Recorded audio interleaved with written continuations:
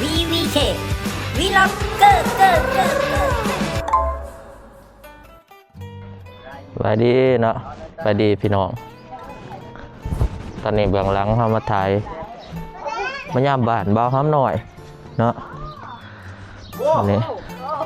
สูมาว่ะสบายดีสู ไปดี มากก็บอกว่าชีฝากแนวซื้อ มึงอยากได้ยังจ้ะ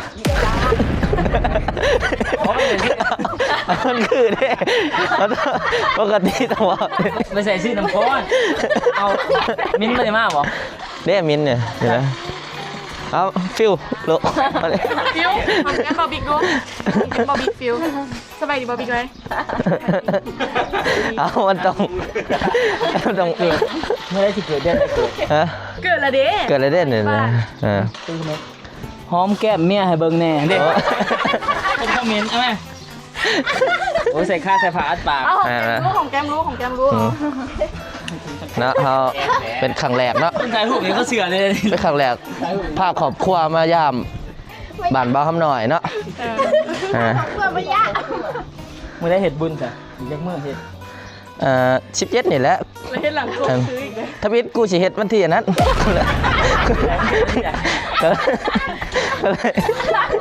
ก็เลยใหญ่ไปวันที่17เ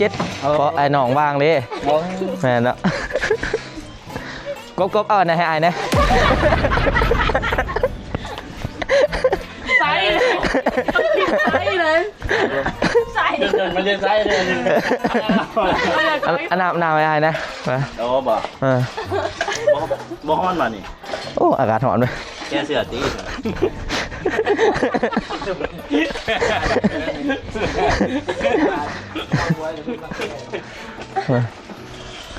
ฮะ โอ้บังเป่ายางกายหน้าไอ้สูง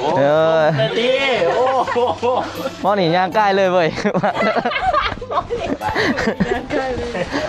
ก็สมมาอยู่แล้วกันมาโดดมาอัดเลย เนาะเดี๋ยว คือคนทาเกรงแขกนะ ไปกินดิสุลาบมักจองจองปลาแดกมึงเอามาอยู่ป่ะปลาแดกชูพนะ โอ้ขายบ่ค่อยดีช่วงนี้ นี่คือขายบ่ค่อยดีเอาไปเห็ดเจ้าจะเห็ดเด้อมึงเห็ดเด้อ ลาบจ้องวะ ชูลาบมักจองจริงๆเนาะเพราะว่าคนไทยๆเขาเห็ดลาบมักจองแซ่บทุกคนจัดการเล โอยเค ตอนแรกนะไม่ได้คืนกันเลยแต่เที่ยวเริ่มมีหนวด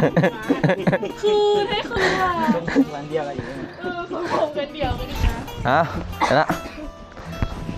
เสลยเนาะหายใจหยาดมันใส่ได้วะเมื่อกี้เนี่ยเป็นการแสดงนะทุกคนนะ เทียบเลย ตอบเลยสุดท้ายแล้ว บอกเราแล้วขอลิขสิทธิ์แล้วก่อนมา อันนี้เบาเป่านะโอ้ไม่เห็นเห็ดคลิปสัก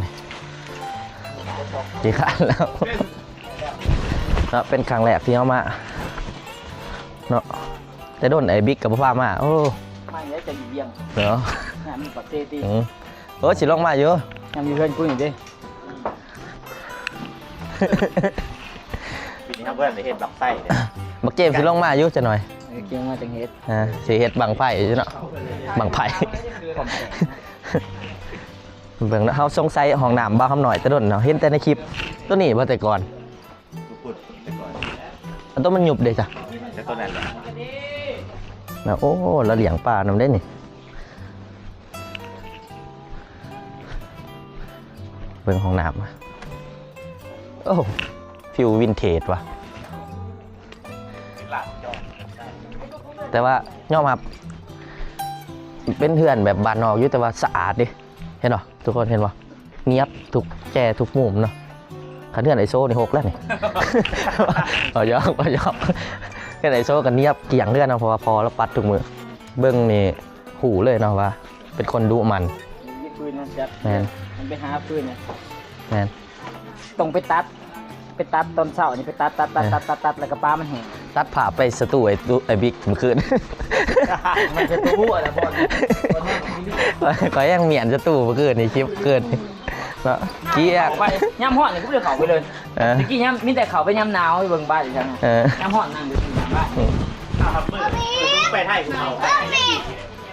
อยู่มันจะ ไม่เราใส่ ใส่เตาถ่านเนาะเอามาแล้วก็ตัดแล้วก็เรียงไว้เผื่อดังไฟนี่อูนำเนาะ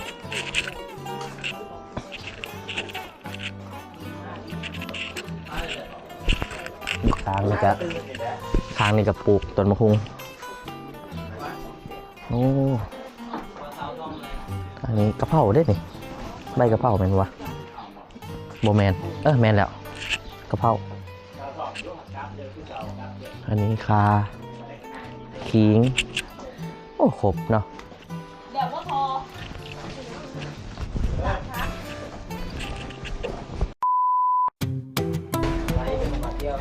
เดี๋ยวเราจะมาลองข้าวซอย ข้าวจะม่วนเลยหาเงิน มินปอนายนะมิน ไม่ได้ขาดอะไร1 2 3 มินปอนายนะ ยังอีกบ้างมิ้นบ่อนไหนเนี่ยบ่อนไหนไอเป็นหง่อยบอยโซ ทาครีมไม่อ่านอย่างที่กูอ่านบอกไอ้ทาครีมทาครีม ไม่จะมีเมีย แล้วอันนี้ข้าวซอยเหยาะกินน้ำใหม่ได้คำหนึ่งละกินมินปอนายนะ จะเกลือ ยังมาแล้วอีกนะ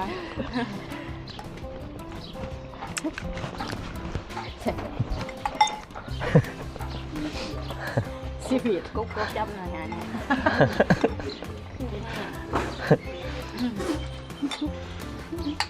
รถมึงใส่มาก แต่ เล บอก ย ว่าหัวใจเธอขาด อ่ะอันนี้ชื่ออยู่นี่ดิ อันนี้รถพี่ที่ มีคนเอ็ดเชยเนาะคิดว่าฉีดอันนี้แถวเนื้อแถวยัง เขาเห็ดตามกระแสถ้าสมมติแบบว่าคนฮิตเห็ดเขาก็สิมาปรั๊บใส่กับคนบ้านเขากิน อืม คือเดี๋ยวเขาปรั๊บใส่กับของคนแบบคนทางใต้กินกันนะ มันลงมาในนั้นเนี่ย ที่จริงเขาใส่แต่แถเขาใส่ถั่วเน่าแห้งกว่านี้ทันของเนื้อเขาเราบอกเขาบอกว่ามันแห้ง ไม่อิ่มหรอปะ ทำอยู่จะเดินแล้ว อืม เห็ดแห้งเนาะ อันนี้ก็เข้ากระแทกมาบ่น บอแล้ว อ๋อดูว่าแทกมาเป็นมัดเนี่ย แต่ว่าจิตใจดีแท้ หมอเวียงพร้อมหน่อยหมอเวียงในกลาง บ้านไหนเขาเนี่ย อยู่ในกลาง ในกระลา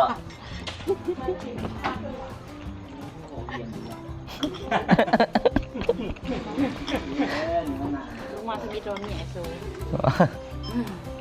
เพิ่นบ่เอาคือกันเด้อ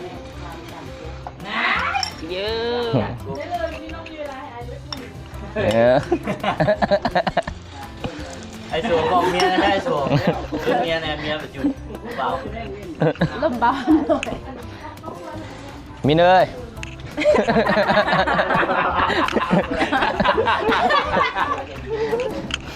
มินนักแน่นเลยวะ เกินใจเลย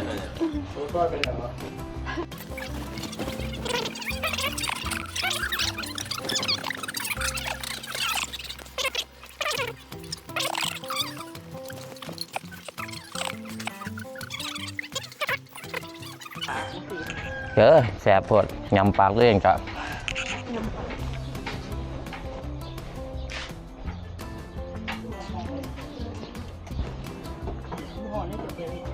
กินแสบปวดเม้น เลยอยู่เว้ย เม้นปากอาจารย์เม้น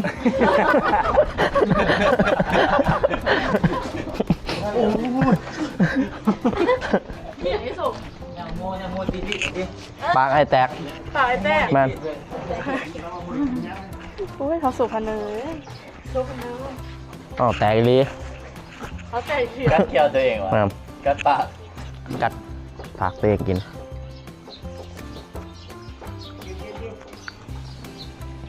แล้วเราจะมาชิมลามบักจ่อง ของใช่ที่อายุผมโอ้ยคือแบบบางของมา เอาจะเห็นมุมใกล้เด้ โอ้ย ถ้าตัวเฮ็ดยังติดแปลกๆหมูเนาะ ที่แม่มุกเขียนแล้วไปได้ไหม ถ้าทุกคนอยากเบิ่งมุมใกล้เบิ่งช่องเฮาได้ถ้าอยากเห็นแบบ สิเป็นน้องไผ่ต้องกิน อยากเห็นดีเทลรายละเอียดช่องเกมได้พี่หรือ เห็นมั่ว เออเห็นมัวๆช่องแบงค์เนาะเออ เพราะเขียนเนี่ยมันดูมันเขียนแบบ ต้องแส เขีย บ นหมู เนาะ ทั้งนั้นเขียนมันอยู่ในทรายนะเขียนได้บ่ เขียดซา เขียนทรายอยู่ในดินทรายอ่ะ ภาษาอังกฤษเขียด เขียนนี่แม่นก็ดีเลย เนี่ย อ๋อ เนี่ย เครียดว่า อันนั้นเขียด หมกไปเองอะไรเลยใส่เลย บททันเมื่อกี้ลายตาเบิ่งเลยขึ้น โอ้เขียด โอ้บางหน่อยก็สิงเปิดหมูเปิดเป็นดู เออ ลายตา หัวว่าหอมกันเลย ได้อยู่อ๋อมายืนกินแล้วปะ เราไม่พูดกินน้ำกันเลย เฮ้ย ไปกับมาซาดูน้ำพี่สุกใส่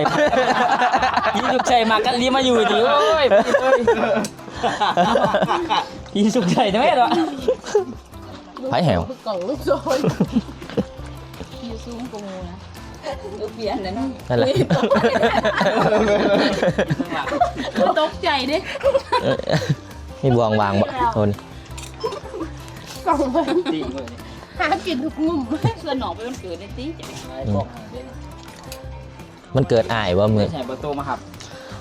พี่ก้านก็ไปแต่งตัวเขาทานดิ ปีนี้ตีมยังเป็น น่าจะแต่งตัวดูใบว่าหรือว่าแต่งตัวแบบสไตล์เสือปุ้ยแบบไปแต่งอะไรก็แต่งไปนะ โอ้ ทรงเอก เครื่องทรงเอเลย มีเครื่องเก่าจ้ะค่ะ แม่นมัน เสียตรงนี้ไง เอาจบเลยซะมันแพงโพด ทรงเอก แถมหน่อย ก็แต่ผมเคยกินจักเสือเป็นมุก แค่ทรงผ้าเดฟแบบตอนนั้นดิ ไม่มีหมักแทนแทงหอม หรือผู้ชายแจงยิงแตงใส่ป่ะ ไม่ใส่ขี่ไว้ หนาถือ อันนี้มันเหมือนมีกี่ เขียนผมมีขี่มันก็มีไว้นะแต่ไม่ขี่มันกินได้ กินเบิ้ง เอา แบบ อัน ไหน นี้ครั้งแรกที่กินมุกเขียน ทุกคนน่าจะอยากเห็นเนาะ ยำแบบสั้นๆทุกคนได้อยากกิน เดี๋ยวเด้อ เพื่อนน้ำพึ่งสุก เพื่อนทุกคนได้นี่นี่ไกลๆนี่เห็นป่ะมา ครั้งแรกกินมุกเขียนในชีวิตเป็นเนี่ย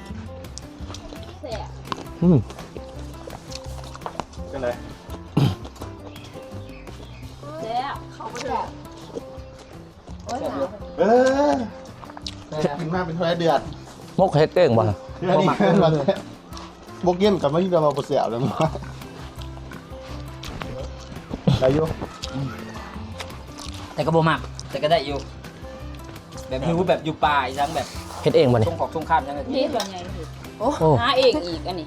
มาหน่อยไปหา ทำความจริงในสมุดนี่คือซีมือบ่ใหญ่เฮ็ดไปทุกอย่างแล้วนี่อันเปรียบเทียบกับบ่สูที่มึงอยู่กับมันมา 7-8 ปีอันใดแซ่บกว่ากัน คอยน้าจะหูจักบ่าวใหญ่ไว้กว่านี้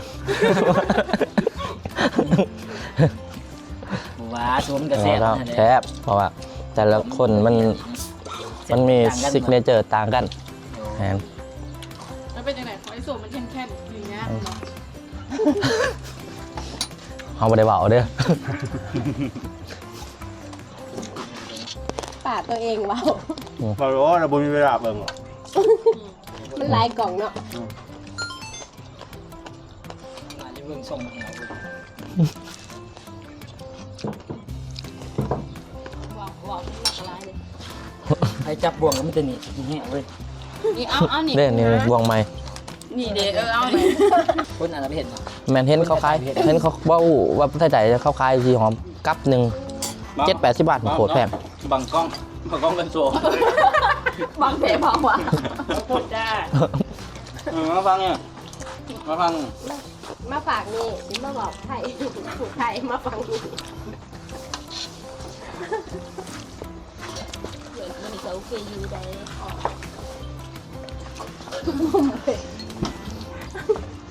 วเราจะตกใจ อยู่ถึงอีกทีเดียวเป็นยังสิว่าอย่าง ถามน้องที่อิ่มแล้วบ่ป่ะอ่ะอิ่มแล้วบ่ ก็เบบี้ แซ่บอยู่ตอนเอาตอนนั้นตีเฮ็ดเป็นกระขุหัว จะมีบักเยินไปไหนวะลาบเท่าอันนะอันนั้นลาบเท่า รับเท้า ลาบเท่า โอ้หมักจองเป็นกระขุเท่าได้ตอนนั้นก็จะไล่เป็นเงิน โลนึงพอดีโลนึง400,000 อืม ได้หมักจองก็คือ พ ถ้าเห็นในเบาเนี่ยเบาใหญ่บ่เนี่ย นี่นะ โอ้ยว่ะ กูตาย เบา ใหญ่ แต่ลูกกระหาอย่าเอา เบาใหญ่เฮ็ดแซ่บได้ทุกคนฮะ ผมไงเลยต้องเงี้ยนั่งอีกเลย อยู่เติงคือสีหนาวนะว่าจะดิ ต้องได้แงน ลูกกระหาอย่าเอาแซ่บเห็นว่าเนี่ยเป็นเปลือกหนังก็ได้ก็จะอยู่เบือก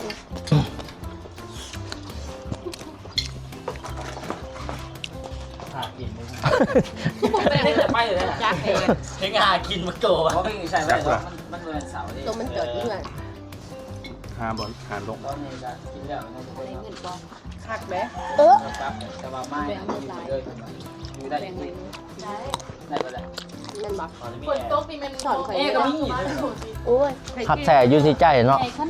เข้าผิด แม่ง อะไรวะ บ่ได้มันเป็นน้ำในจักเลยหา มันต้องมีขาด มันจะว่าน่ะ มาทุกมื้อดิ เราเลยสิอยู่นี่รุ่นนี้เราอยากเป็นยัง ไม่ไปเทสแม่ลองเบิ้งอูนอนเคียงกันจะเป็นยังไงลองเบิ้ง คนดูใหม่ลอง ไปเบิ้ง น้องแบบซบตากันนะ มันแย่งกัน หัวเขิน จอนสงสารดูว่ะ ก็นอนแบบมีพริกกิน ไปทางไหนฮะทางไหนทางไหน หัวฟังนี่หัวฟังนี่หัวฟังนี่ จะได้นี่ จังได้แล้วนี่ ก็นอน แบบเขาใส่ใน นอนเดี๋ยวประกันก็นอน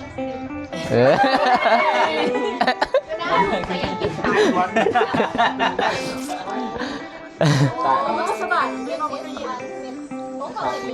ก็กอดพี่อันน้องหักอายเด้อ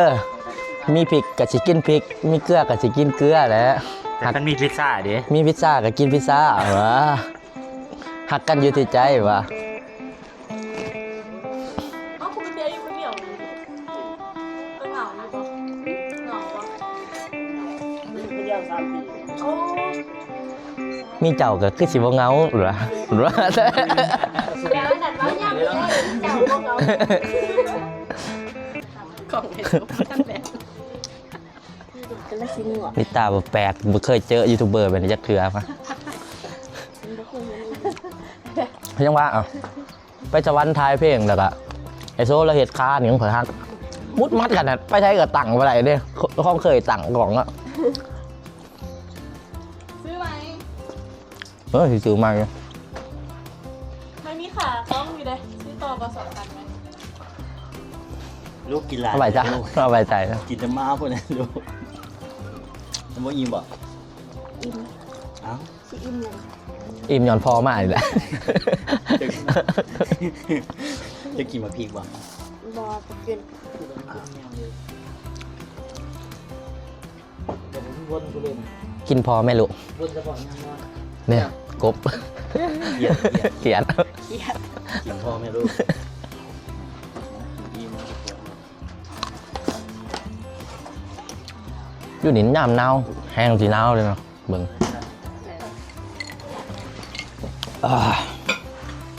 อิ่มเนาะแสบแห้งลามมักจองมื้อนี้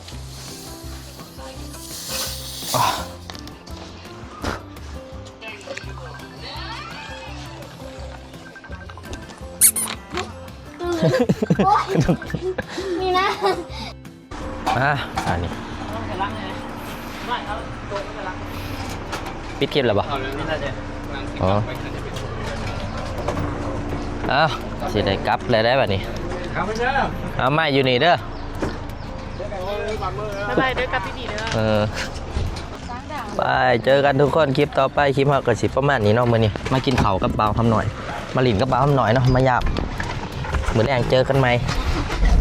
อยู่สตูไอบิ๊กยังสิเขาไปเฮ็ดเพลงอยู่เนาะโอเคบายบายมวนแห้งเนาะมื้อนี้ มืด ฟิวยูทูบเบอร์หลายคนเลือกเอาเนาะทุกคนเนาะอยากเบิ่งช่องได้กะสมมุติว่า ฝากไปติดตามช่อง ตามเลยอ่ะ ฝากติดตาม2แบงค์ 69คนละ 69แหละ มิสเตอร์แบงค์พันนะฝากทุกคนไปติดตามนะ ปังคือมิสเตอร์บีนเด้อ